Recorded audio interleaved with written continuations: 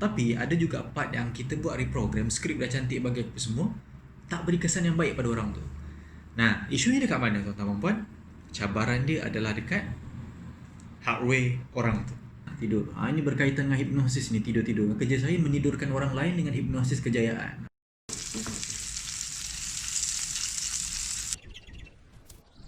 Kita juga adanya proses pembinaan kat sini.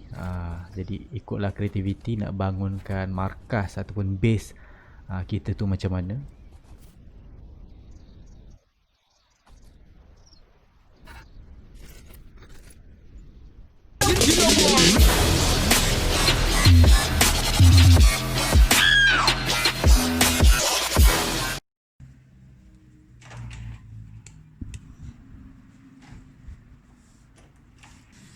Okey, semua.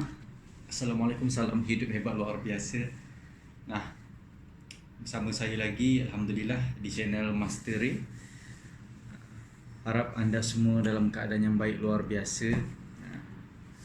Inilah video vlog saya yang seterusnya. Kita nak sembang-sembang secara ringkas lah. Hari ni kita nak sembang apa? Tuan-tuan puan-puan, dekat 3 hari tak silap saya, 3 hari saya tak up video baru dekat dalam channel YouTube. Sebelum tu saya dah konsisten satu hari satu video. Okey, 3 hari tu saya tak upload video sebab menjalankan kerja-kerja editing dan selesaikan urusan-urusan yang lain. Video-video ada, rakaman-rakaman ada, okay, walaupun taklah banyak untuk 3 hari tu. Dalam proses editing lagi.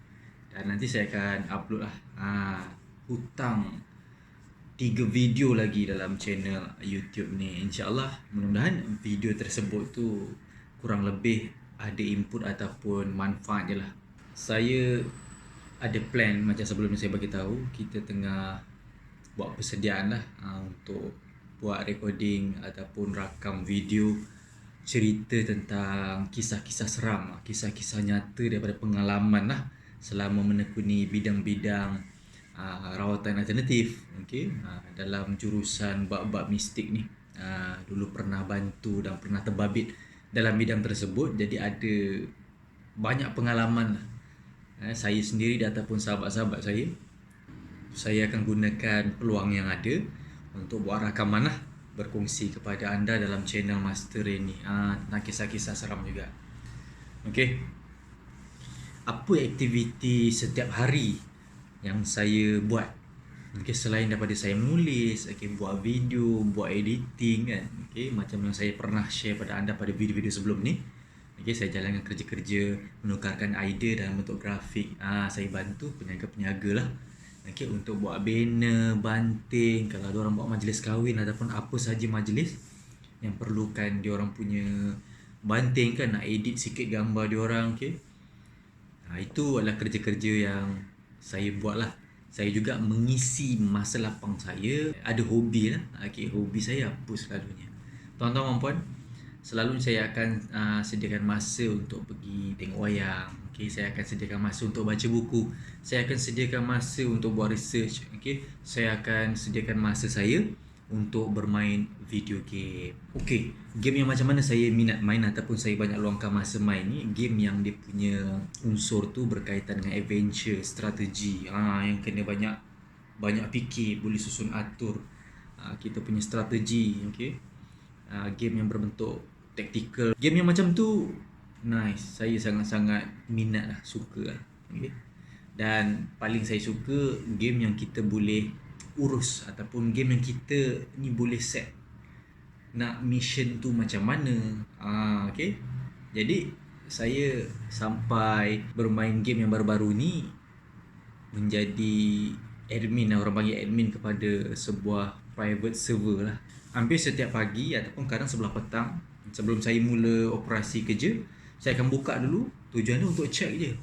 Saya akan check dulu pemain baru siapa yang dah duduk dalam server tu, okay, main dalam server saya. Sebab itu cara saya untuk berkawan. Tuan-tuan puan, dengan game ni jugalah, okay, kita dapat tambah kawan-kawan baik dalam negara ataupun luar negara. Ramai sebenarnya gamers dekat luar sana. Okay, dekat situ mereka belajar berinteraksi, tuan-tuan puan, berkomunikasi. dengan kawan-kawan daripada luar negara kan. Jadi berinteraksi satu sama lain. Sampailah akhirnya orang kata tanpa kita sedar kita dah bertambah kawan. Okey, bertambah kawan dalam bidang permainan lah. Itu cara saya sebenarnya untuk tambah kawan. Jadi saya mungkin kurang dan tak ada kawan dekat dunia sebenar saya ni. Jadi saya berkawan dekat alam maya. Alam maya tu pula menghubungkan, teknologi sekarang menghubungkan kita dengan orang-orang lain yang sama minat, sama hobi.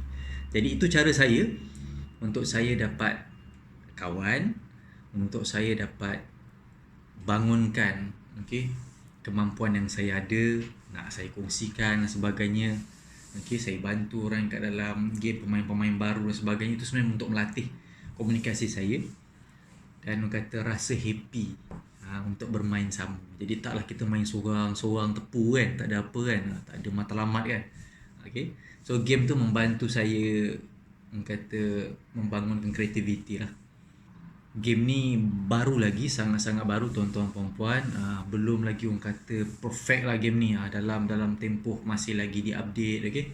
Pembina ataupun pembangun game ni sendiri pun masih lagi orang kata memperbaiki banyak perkara. Jadi saya maintain main daripada awal tu sampailah sekarang menanti update yang terbaru. Game tu macam mana sebenarnya? So saya akan share pada video yang lain lah.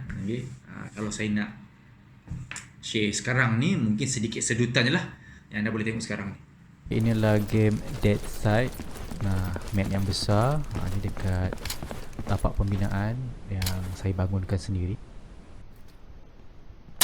Itu juga ada pertandingan. Ini mereka berlawan. Ikutlah event yang kita bangunkan. Okay, kita lihat dia orang punya perlawanan dan kita juga memulai.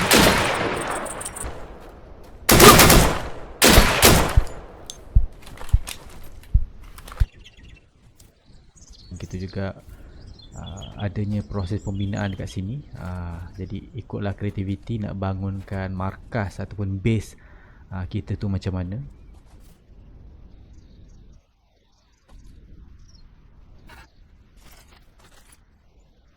Okay, so macam mana itu sedikit sebanyak lah. Nanti anda boleh tengok full tutorial ataupun cara macam mana bermula nak main game tersebut pada video yang lain.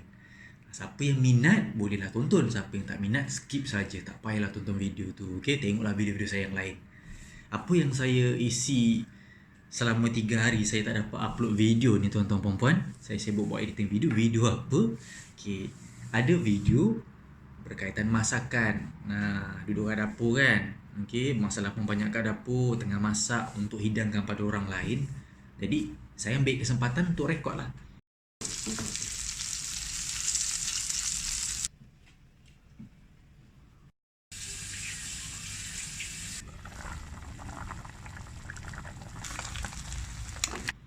Jadi tak nak buang masa. Jadi saya rekod step by step dan saya edit semua seringkas yang boleh untuk dikongsikan. Makanan-makanan yang simple je tuan-tuan puan-puan, terutama untuk orang-orang bujang lah yang rasa macam nak makan wow sikit kan. Bahan-bahan dia apa? Ni kita masak style campak-campak lah orang kata Tapi ada babak-babak yang berdekah lah dalam proses masak ni. Anda boleh tonton lah nanti pada video-video siri-siri bahagian masakan tu nanti insyaAllah. Jadi apa perkara menarik yang anda buat hari ni? Perkara menarik hari ni yang saya buat, saya kongsi pada anda. Hari ni saya share dengan anda. Saya mengisi masa lapang saya pada waktu pagi sebelum panaskan diri untuk bertugas. Ini adalah sarapan pagi saya tadi. Ada warna biru, ada warna hijau, ada warna kuning, ada warna purple. Ungu. Apa benda ni? Saya susun kejap.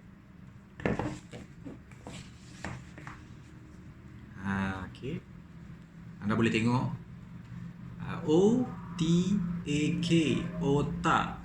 Ini adalah buku yang pertama tentang otak tuan-tuan puan-puan. Saya bukan doktor otak tuan-tuan puan-puan. Saya bukan psikologi, saya bukan kaunselor.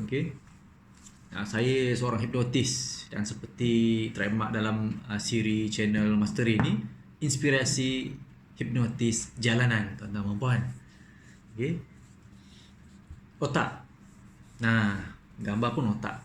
Ini ditulis oleh Dr. Rizal Abu Bakar, tuan-tuan dan puan. Beliau ni berkemahiran lah, pakar lah dalam bidang dia, iaitu tentang otak. Kenapa saya baca buku-buku ni, tuan-tuan dan puan? Sebab buku ni rare. Okey. Buku ni rare, bukan rare. Rare. Dekat-dekat rare dengan rare tu dekat-dekat tuan-tuan dan puan. Lain daripada yang lain. Okay. Sharing dia tu lain daripada yang lain. Sebab saya biasa membaca banyak buku.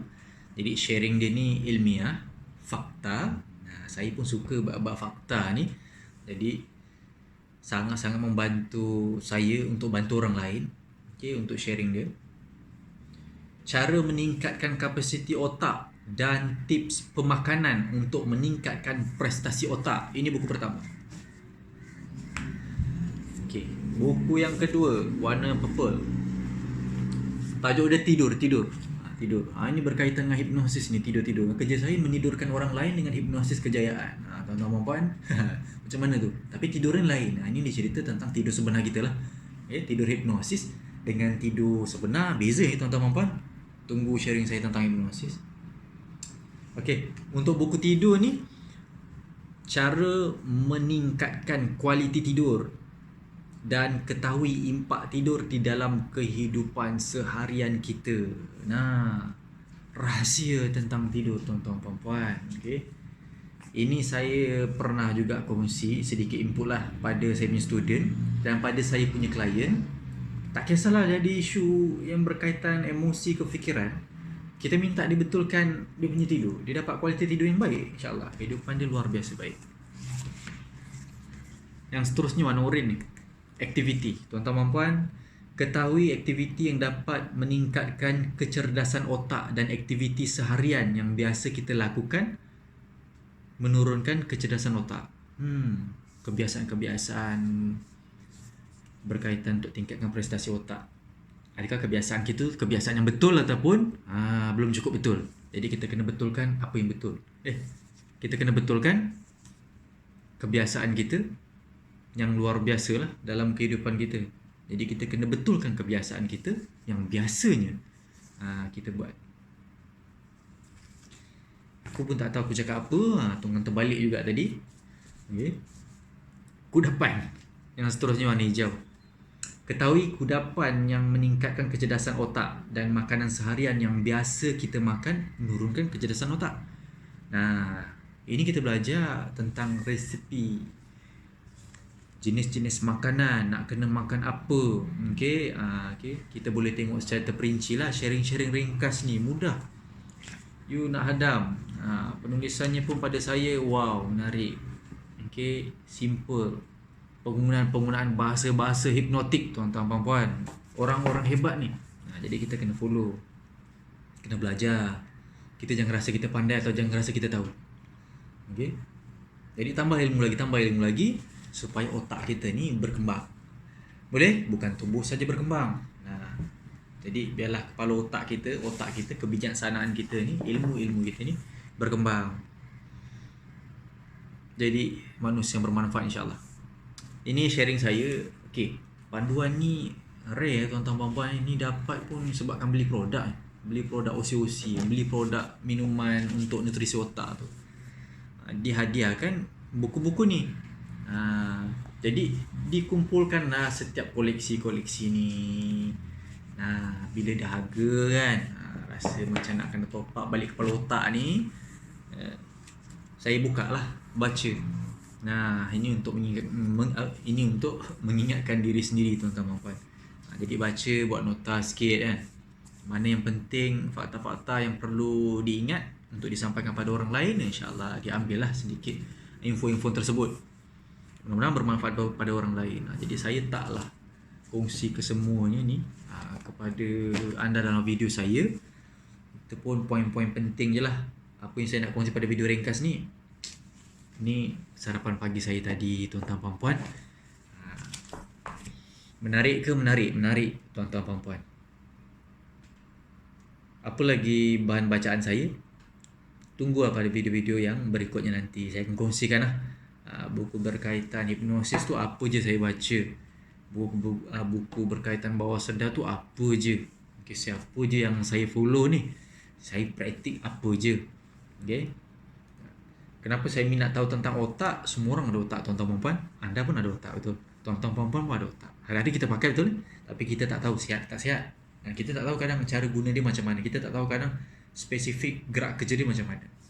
Untuk jadi orang hebat, bila kita kenal diri. Maksud kenal diri tu paling kurang lah, paling kecil lah yang saya cakap.